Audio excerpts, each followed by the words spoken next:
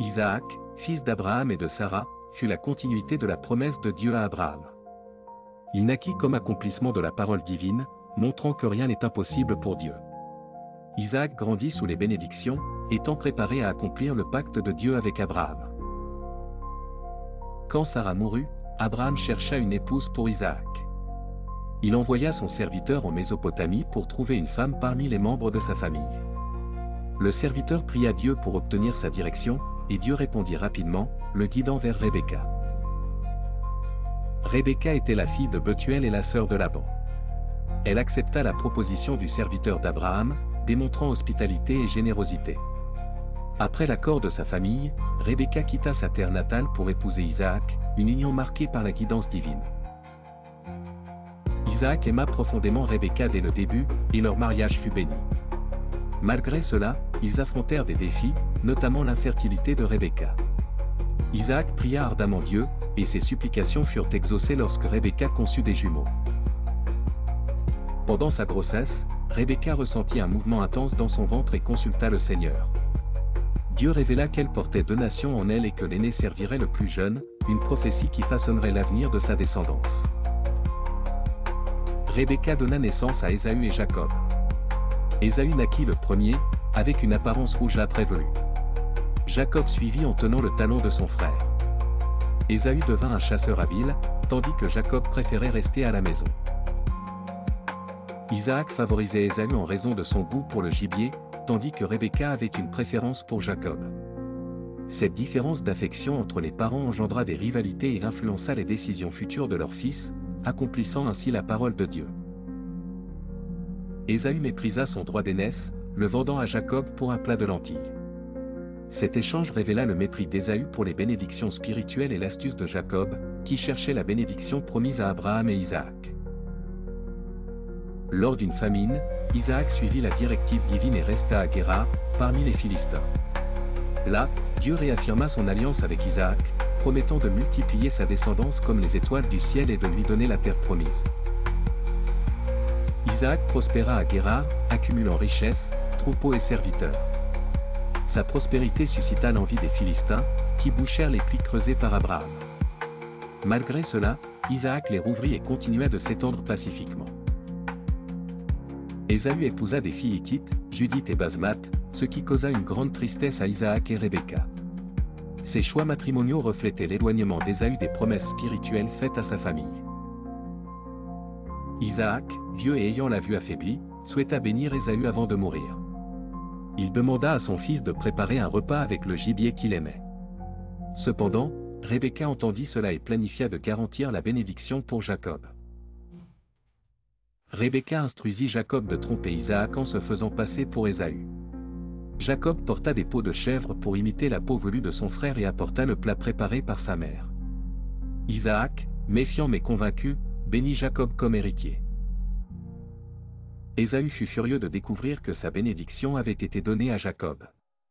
Il jura vengeance, planifiant de tuer Jacob après la mort d'Isaac.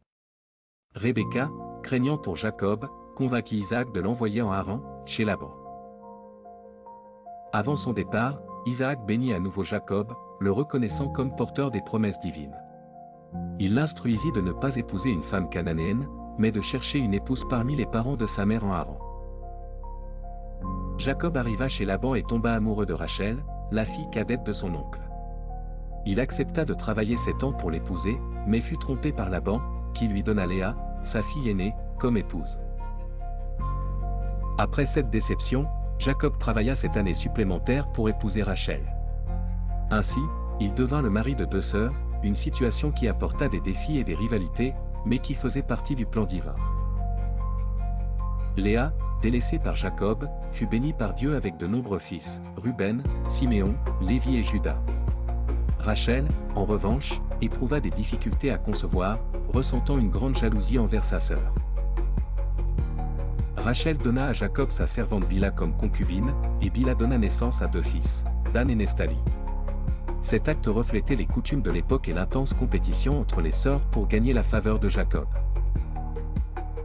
Léa, voyant qu'elle ne concevait plus, donna sa servante Zilpa à Jacob. Zilpa donna naissance à 2 fils, Gad et Azer. la rivalité entre Léa et Rachel continua d'influencer la structure familiale de Jacob et d'augmenter sa descendance. Dieu entendit les prières de Léa, et elle conçut à nouveau, donnant naissance à Issachar, Zabulon et une fille nommée Dina. Chaque enfant né renforçait les promesses de Dieu de multiplier la descendance d'Abraham à travers Jacob.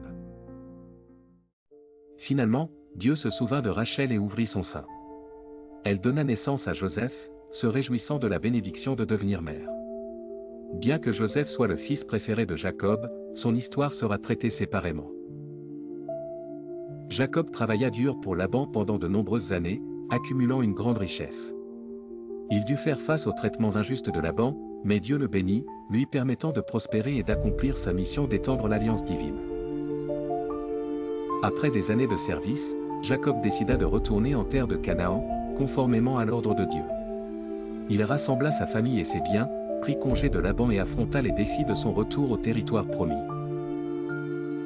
Pendant son retour, Jacob eut une rencontre transformative avec Dieu.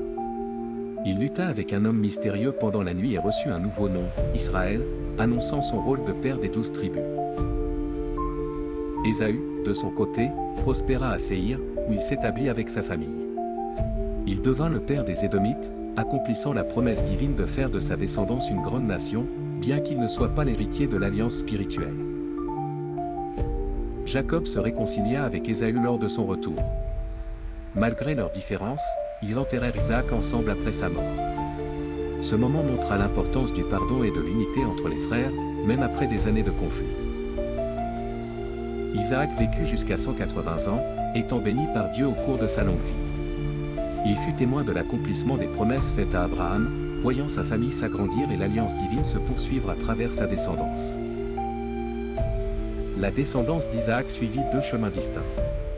Alors que Jacob donna naissance aux 12 tribus d'Israël, Ésaü devint le père d'Édom, accomplissant la promesse de Dieu de bénir les fils d'Abraham avec de grandes nations. La lignée d'Isaac devint la base du peuple d'Israël, avec ses histoires familiales complexes et ses rivalités. Malgré leurs imperfections, ils furent des instruments du plan divin, perpétuant la promesse faite à Abraham. Ainsi, l'histoire d'Isaac et de sa descendance illustre l'accomplissement des promesses de Dieu, la souveraineté divine et l'importance de la foi dans la réalisation des plans éternels, transmis aux générations futures d'Israël. Et voilà, c'est la fin de cette vidéo. Si elle vous a plu, laissez un like, partagez-la et dites-nous votre avis en commentaire. N'oubliez pas de vous abonner et d'activer la cloche pour ne pas manquer les prochains contenus. Merci de nous avoir suivis, et à très bientôt.